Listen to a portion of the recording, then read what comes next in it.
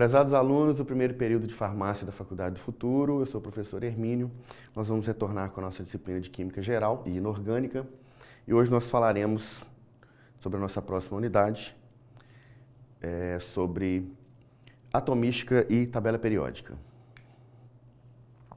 Bom, nós vamos passar um breve histórico sobre os modelos atômicos, como a ciência, como os pesquisadores, como os pensadores evoluíram o raciocínio sobre o átomo, sobre a formação, a composição da matéria, e vamos chegar até os modelos atômicos mais recentes, né, que envolvem aí a química e a física quântica, e a famigerada tabela periódica, né, a nossa representação dos elementos químicos presentes na natureza de uma forma didática e que auxilia, né, estudantes, pesquisadores, profissionais da área da química, da farmácia, a trabalharem com os elementos químicos, as ligações químicas, a formação da matéria e das substâncias de uma maneira bem ampla, né? A tabela periódica traz informações necessárias para o estudo da química. Bom, o primeiro raciocínio sobre o átomo, ele veio da Grécia Antiga, quando o Leucipo, ele imaginou, né, que a matéria poderia ser dividida inúmeras vezes até chegar em uma porção indivisível, até chegar na sua unidade formadora, né, que seria aquele monômero, aquela unidade mínima que não poderia mais ser subdividida. Esse pensamento levou aí ao atomismo grego, né, em que, de acordo com o pensamento do Leucipo e posteriormente do Demócrito, a matéria poderia ser subdividida em porções cada vez menores até chegar na sua unidade formadora, que seria indivisível, que foi chamada de átomo, né? Átomo em grego quer dizer indivisível. A teoria atomística começou a ser edificada por volta do V século a.C. pelos filósofos gregos Leucipo e Demócrito. Demócrito afirma na sua teoria atômica, né, ou teoria atomística, que o universo tem uma constituição elementar única, que é o átomo. Então, de acordo com a atomística e com Demócrito, o átomo seria essa partícula invisível, indivisível e penetrável que forma todas as substâncias, tudo que existe, né, de matéria no universo.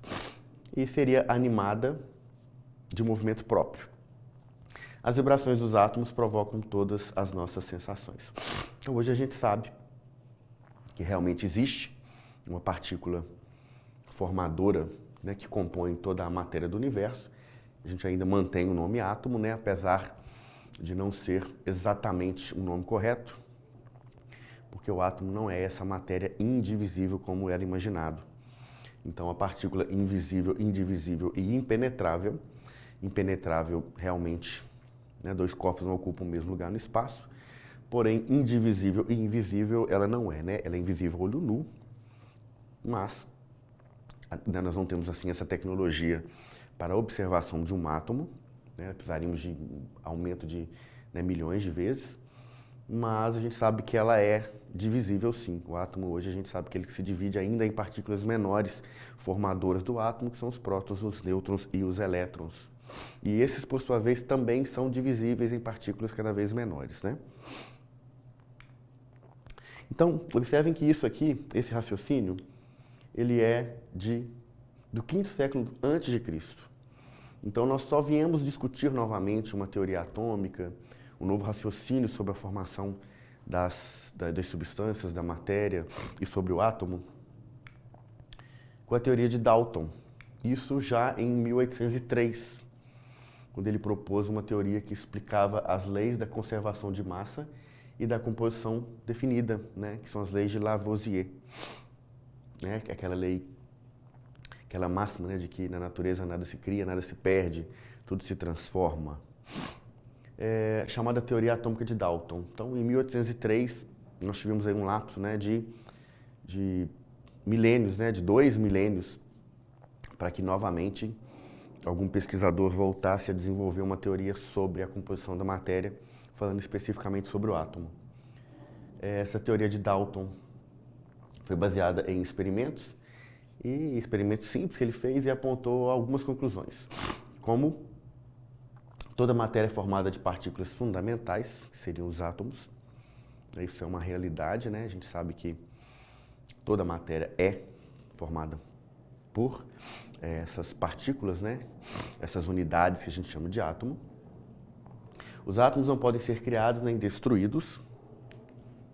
Eles são permanentes e indivisíveis, isso não é uma realidade, mas estava na teoria de Dalton nesse momento, né? Que é uma teoria ainda mais antiga e uma teoria ainda da origem do estudo do átomo de uma maneira mais consistente, né? Tudo que a gente tinha antes disso eram pensamentos de filósofos gregos.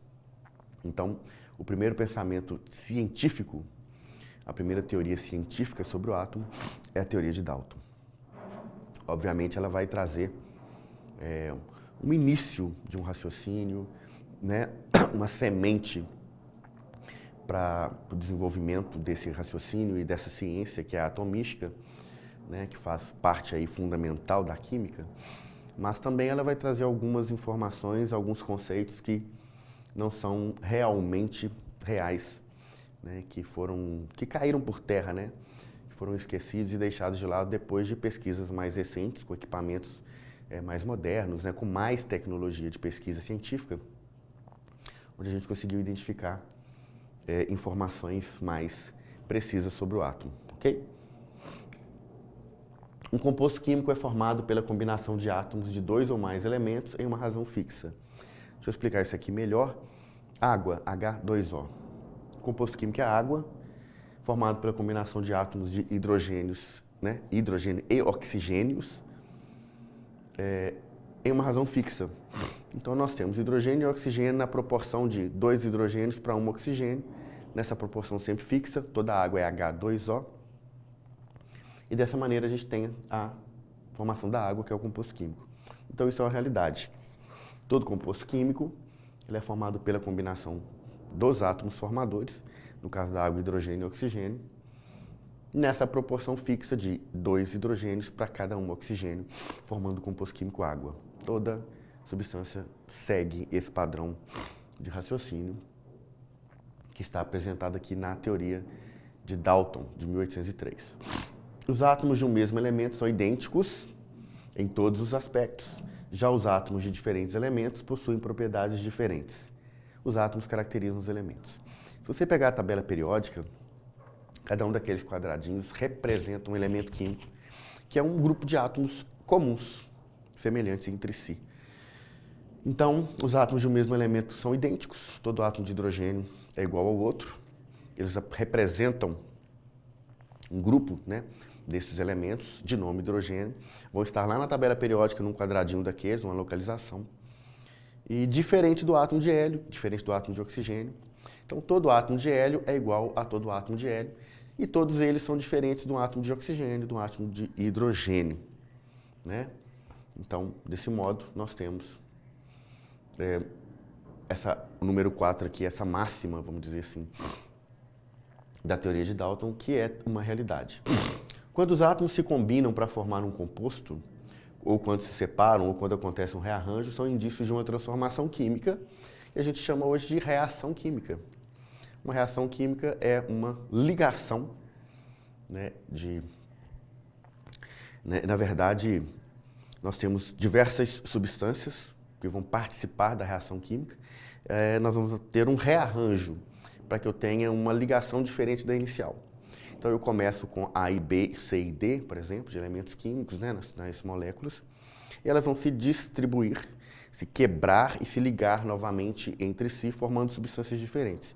Eu começo com A, B, C e D, termino com A, C, B e D, por exemplo. Então, eu tenho NaOH mais HCl, formando NaCl e H2O. Eu tenho a presença dessas substâncias, quando elas entram em contato, elas se separam e trocam os pares, formando substâncias novas. A ligação das moléculas são chamadas de ligações químicas. São as ligações que os átomos fazem para formar as moléculas. E esse rearranjo, que acontece por afinidades químicas, ela é chamada de reação química, né? E a gente representa a reação química por uma equação química, que é aquela representação que a gente, né, par H2O mais NaOH, né, HCl mais NaOH, formando NaCl mais H2O. Desculpa, a representação é a equação química, que representa uma reação química, que é o rearranjo dos átomos dessa transformação química que o Dalton presenciou, né, nos seus estudos e apresentou aqui como parte da sua teoria atômica. Resumindo, né, de uma maneira mais geral, Dalton acreditava que o átomo era uma esfera maciça, homogênea, indestrutível, indivisível e de carga elétrica neutra. Se fizermos uma comparação, os átomos seriam semelhantes a bolinhas de gude, maciças e esféricas. A teoria de Dalton é chamada de teoria da bola de bilhar, né, como se fosse uma bolinha de sinuca, né? Essa figura aqui representa bem, ó. O que a gente sabe que é realidade e o que a gente sabe que não é? O átomo é uma esfera maciça? Não, não é. Homogêneo? Não. Indestrutível? Não. Indivisível? Não. De carga elétrica neutra? Pode ser. Os átomos neutros possuem carga elétrica neutra, mas o raciocínio dele é que os átomos não tinham carga. Isso não é uma verdade. A gente tem cargas positivas, cargas negativas e cargas neutras também. Prótons, nêutrons e elétrons, né? Então, essa teoria é uma teoria ainda bem simples, que não representa a complexidade de um átomo. Mas abriu espaço para pesquisadores posteriores evoluírem esse raciocínio, chegando, por exemplo, aqui em Thomson, que desenvolveu uma teoria mais robusta, e a sua principal contribuição para o átomo e para a química foi trazer o conceito de cargas elétricas de um átomo não neutro. Então, observem que no átomo de Thomson a gente já tem cargas elétricas positivas, cargas elétricas negativas. Resumindo, o modelo atômico de Thomson de 1898, observem que nós temos aí 2 milênios de diferença, né, de lapso temporal entre Leucipo e Demócrito e Dalton. E de Dalton para Thomson, a gente já tem um espaço aí menor, né, de 90 e poucos anos, 95 anos. Ainda é muito tempo.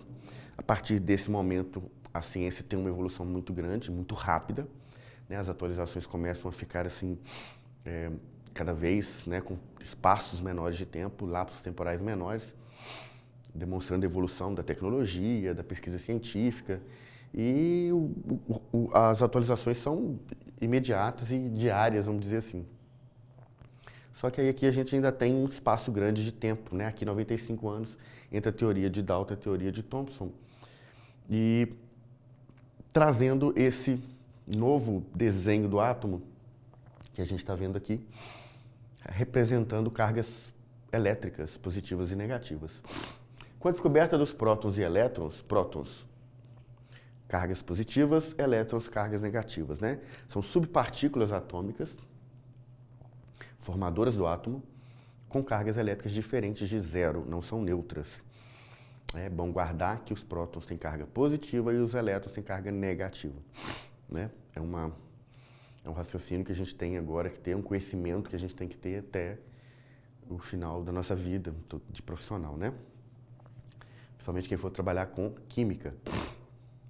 Com a descoberta dos prótons e elétrons, Thomson propôs um modelo no qual os elétrons e os prótons do átomo estariam uniformemente distribuídos, conforme essa figura, garantindo o equilíbrio elétrico entre as cargas positivas dos prótons e negativa dos elétrons. Então, se eu tenho o mesmo número de cargas positivas e negativas, esse átomo ele é neutro. Por quê? Porque eu não tenho um excesso nem de cargas positivas, nem de cargas negativas. Né? Cada carga positiva é anulado por uma carga negativa. Então, no final, positivo com negativo é zero.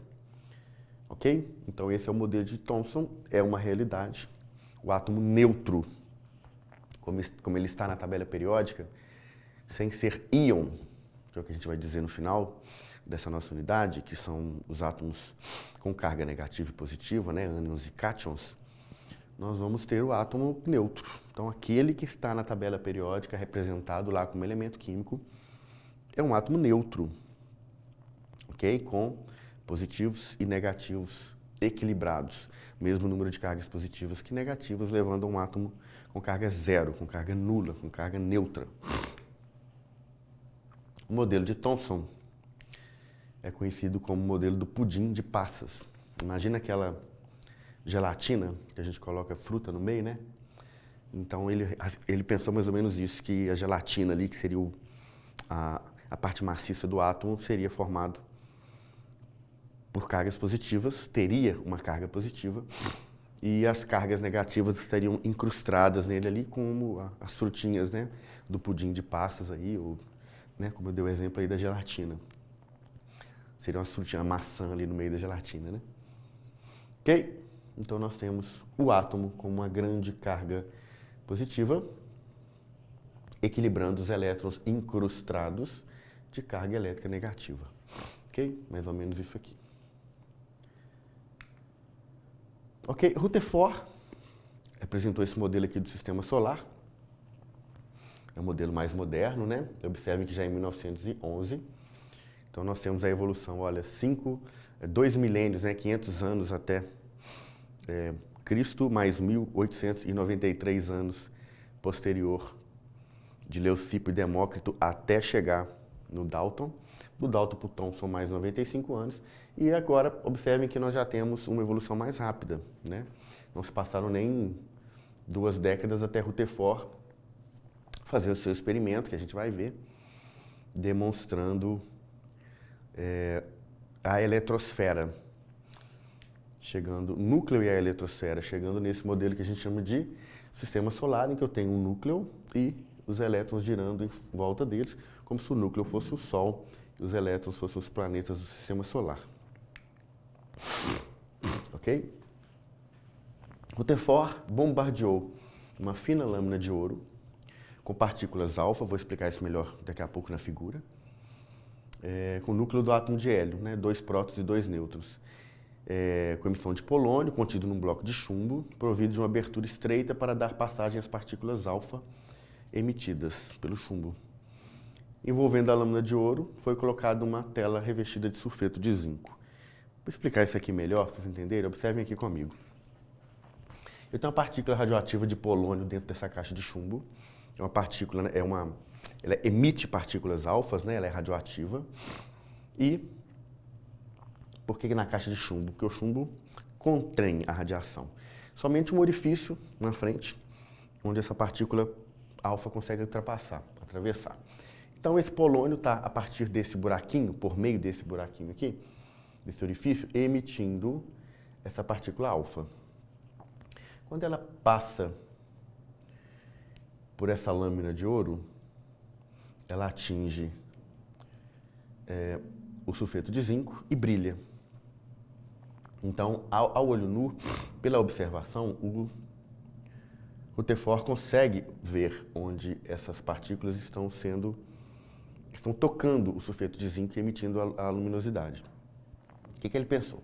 Bom, essa lâmina de ouro ela é maciça.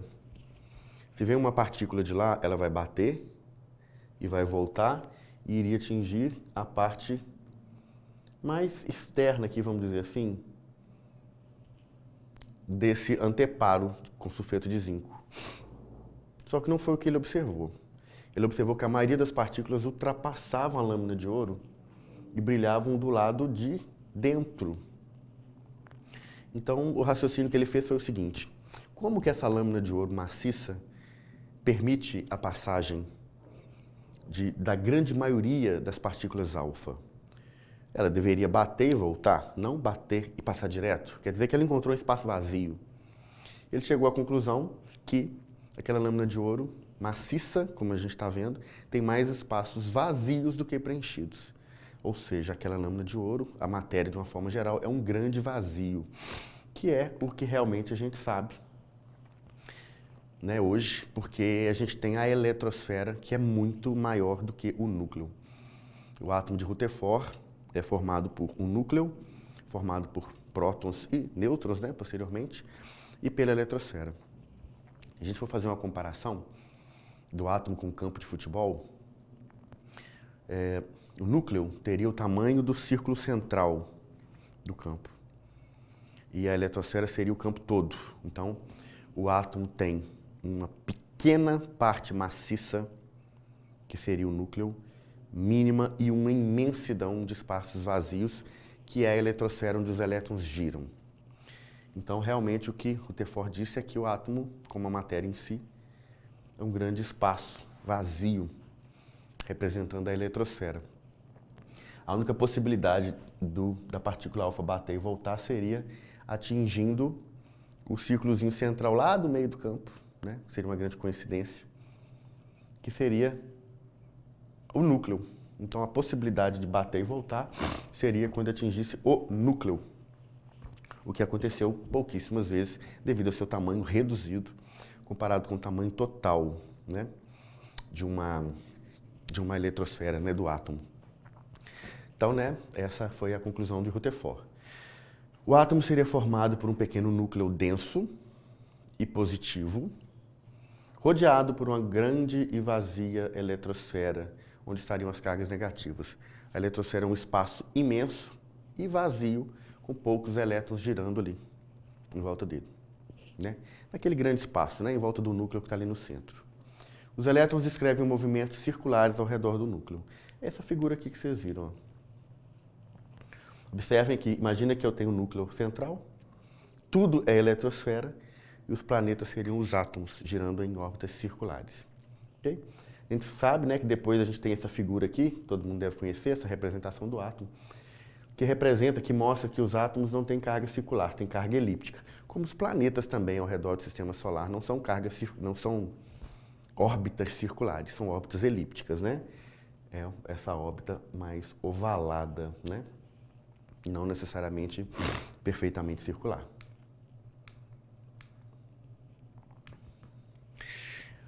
Uma falha no modelo de Rutherford. O elétron, girando ao redor do núcleo positivo, perderia energia gradativamente, descrevendo um movimento em espiral até colidir com esse núcleo.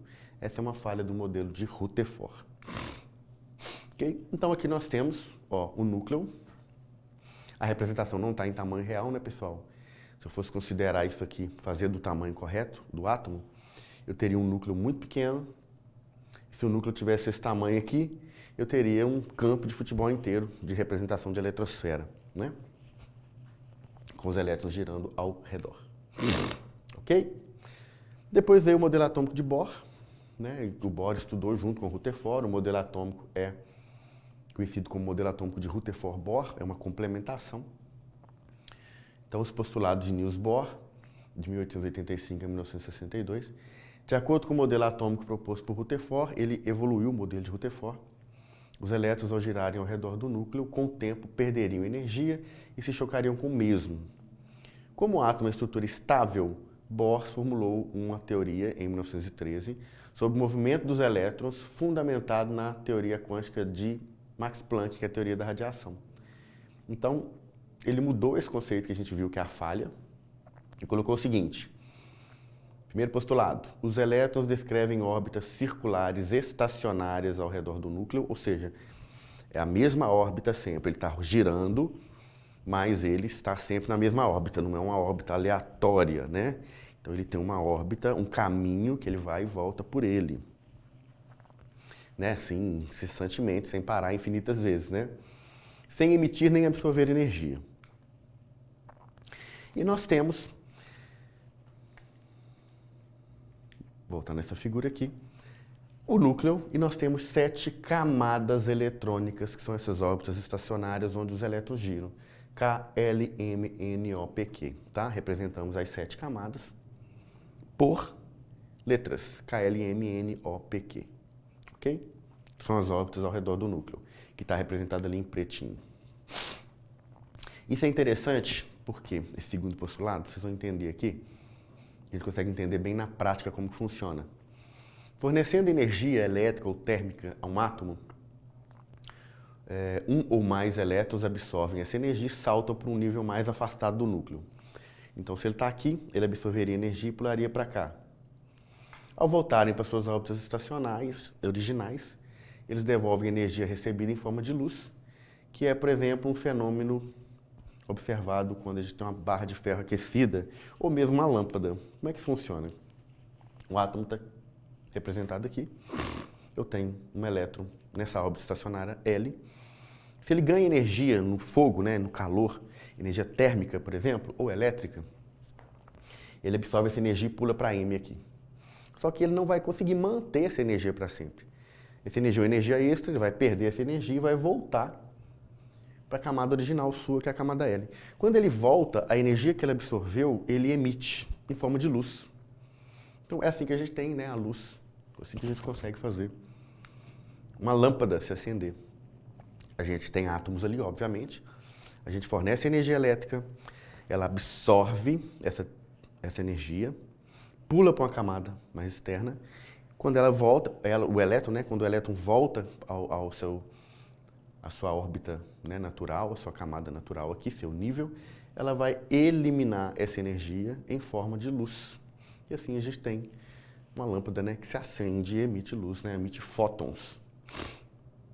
Né? Então nós temos aqui 7 camadas, ou 7 níveis, K, L, M, N, O, P, Q, e cada um desses níveis tem subníveis S, P, D, F. Então, ok? O modelo atômico atual seria mais ou menos esse aqui, né? Não está na representação, né? No tamanho, né? Mas só um esquema para vocês entenderem que nós temos o núcleo formado por prótons e nêutrons, onde está toda a massa do átomo. Ele é muito pequeno, mas toda a massa do átomo está nele. E temos a eletrosfera com os prótons com os elétrons girando.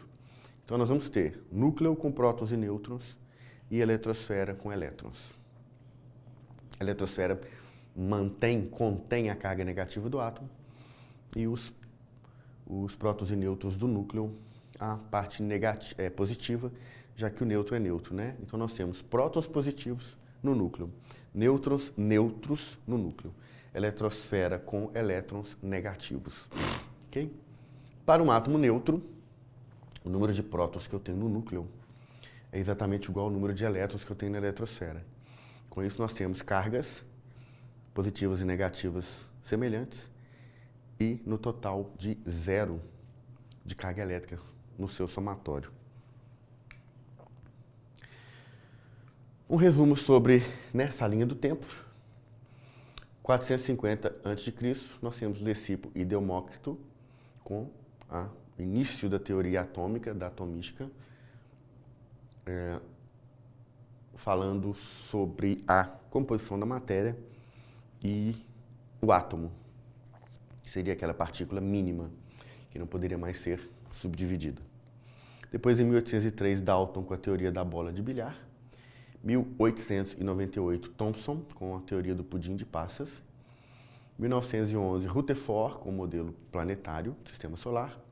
1913, Bohr, né, ficou conhecido como modelo Rutherford-Bohr, até pelo pequeno, né, espaço de tempo ali, dos dois estudando isso praticamente ao mesmo tempo. Sobre os níveis de energia, sobre os saltos quânticos, né? Esse salto do elétron para uma camada depois do seu retorno. E daí para frente nós temos em 1916 Sommerfeld, falando sobre as órbitas que são elípticas e não são circulares, como a gente viu lá em Rutherford, e outros posteriormente, como Heisenberg, Schrödinger, que ainda continuaram estudando o átomo e hoje a gente ainda estuda o átomo, né? Bom, as partículas subatômicas, então, elas vão ficar distribuídas para a gente da seguinte maneira. No núcleo, eu tenho prótons e nêutrons. Na eletrosfera, eu tenho elétrons. Carga e massa.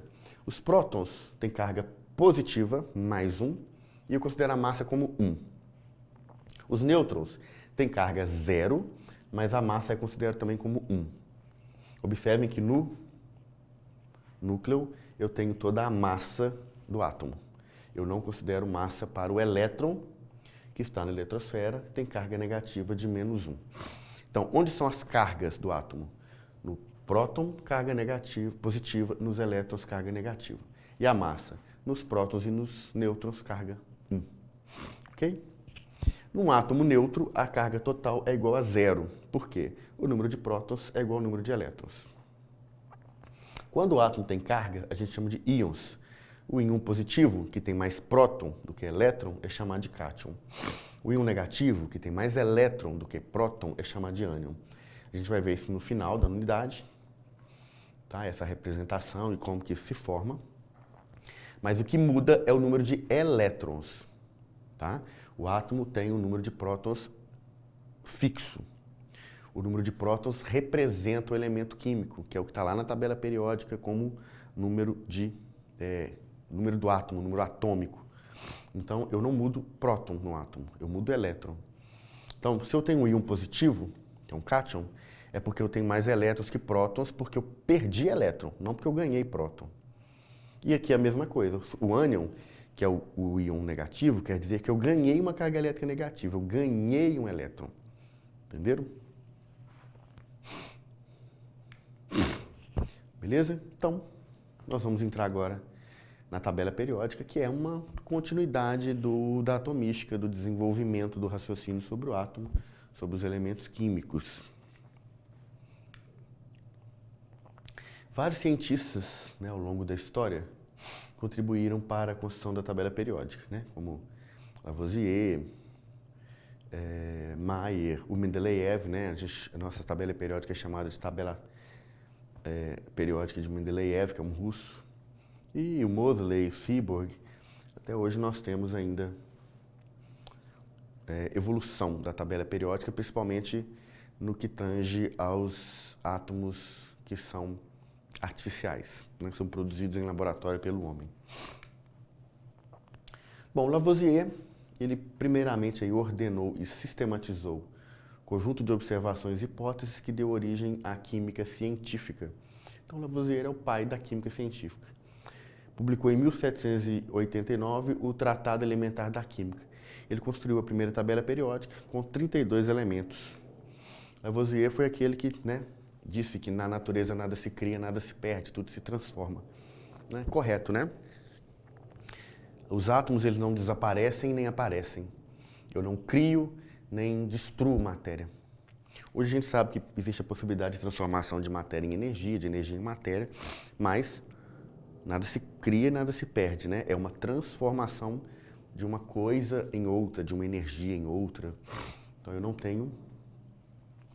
Se eu começo uma reação química com 100 gramas de reagente, eu termino com 100 gramas de produto, né?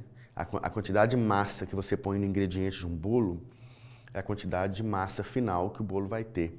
Ah, mas eu posso ter redução? Eu posso ter perda de substâncias químicas, né, na atmosfera, em forma de gás. Eu posso ganhar isso, por exemplo, em forma de gás carbônico, né, que faz o bolo inchar. Mas é o tanto, né, em massa. O tanto de massa que eu inicio é o tanto de massa que eu termino. Se eu fizesse um sistema fechado, eu não tenho nem perda e nem ganho, eu não tenho troca, né, com o ambiente, a massa é exatamente a mesma. Porque sempre será exatamente a mesma, porque a massa, né, a matéria, ela não se cria e ela não se perde, ela vai se transformar.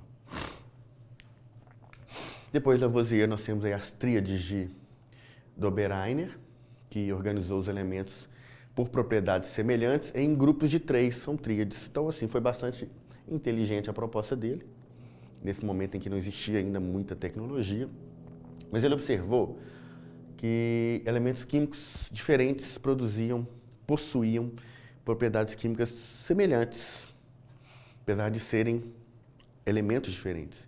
Então ele criou esse conceito que hoje a gente chama de famílias, né? Que são os elementos químicos na tabela periódica, representados assim na vertical, que apresentam propriedades químicas semelhantes. Então, ele pegou cloro, bromo e iodo, que hoje a gente sabe que são halogênios. Foi a primeira tríade, né? A massa atômica desses elementos central da tríade era a média dessas massas atômicas, né, dos elementos dos 3, né? Ok? Então, nós temos no final uma reunião, uma tentativa, né, pelo menos, de reunir em tríades elementos químicos com características semelhantes, com propriedades químicas semelhantes. A gente faz isso na tabela periódica hoje com as famílias, né? O parafuso telúrico de Champcotois colocou os elementos químicos aí por ordem crescente de massa atômica numa linha espiralada de 45 graus. A gente não usa essa representação da tabela, né, dos elementos, porque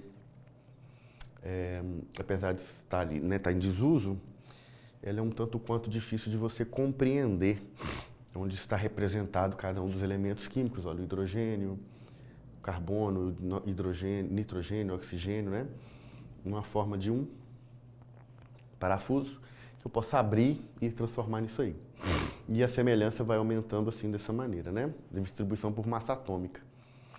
Então, os elementos químicos com propriedades químicas semelhantes se situavam sobre a mesma geratriz do cilindro, né? No giro, no plano do giro. Então, veio depois a lei das oitavas de Newlands, que por isso que a tabela chama periódica, né? Hoje a gente sabe que ela vai repetindo periodicamente propriedades químicas, fazendo com que a gente tenha famílias, né? E esse raciocínio veio do Newlands. Ele pensou aí como notas musicais, né? 7 notas musicais, Dó, Ré, Mi, Fá, Sol, Lá, Si. Depois Dó, Ré, Mi, Fá, Sol, Lá, Si, assim repetidas vezes até chegar no final dos elementos químicos conhecidos. A gente sabe que é assim por quê? Porque Dó, Ré, Mi, Fá, Sol, Lá, Si são 7, que são as camadas eletrônicas K, L, M, N, O, P e Q, que é a representação da tabela periódica hoje. Cada um dos períodos da tabela periódica, que são 7, são a representação de uma distribuição eletrônica nas 7 camadas. Então, o átomo que está na primeira linha da tabela periódica, ele só tem a camada K. O que está na segunda linha tem a camada K e L. Então, eu vou repetindo isso, né? Por isso que essa lei, ela é a primeira que traz mesmo o conceito de tabela periódica, porque apresenta uma periodicidade dos elementos de 7 em 7, né? Que ela até chamou aí de notas musicais, mas que traz o conceito de periodicidade com repetição de propriedades químicas. O oitavo elemento é uma espécie de repetição do primeiro, como a oitava nota de uma oitava musical, né? Então, Dó, Ré, Mi, Fá, Sol, Lá, Si, volta de novo, Dó, Ré, Mi, Fá, Sol, Lá, Si. Aqui a gente tem a primeira linha da tabela periódica, né? E aí assim a distribuição dos nossos elementos químicos numa forma, em uma representação, né? Uma forma representativa que nos leva, né, já à ilusão da tabela periódica atual que a gente tem hoje. Estabeleceu-se uma reação, né, uma relação entre as propriedades dos elementos e a sua massa atômica. A esse tipo de repetição, com propriedades semelhantes, chamou-se periodicidade. E esta é a origem do nome tabela periódica. Então, a tabela periódica, ela é periódica porque ela repete, né, ela periodicamente repete essa característica em comum dos átomos e agrupando, né, e trazendo esse conceito de tabela periódica, esse nome de tabela periódica que a gente usa até hoje.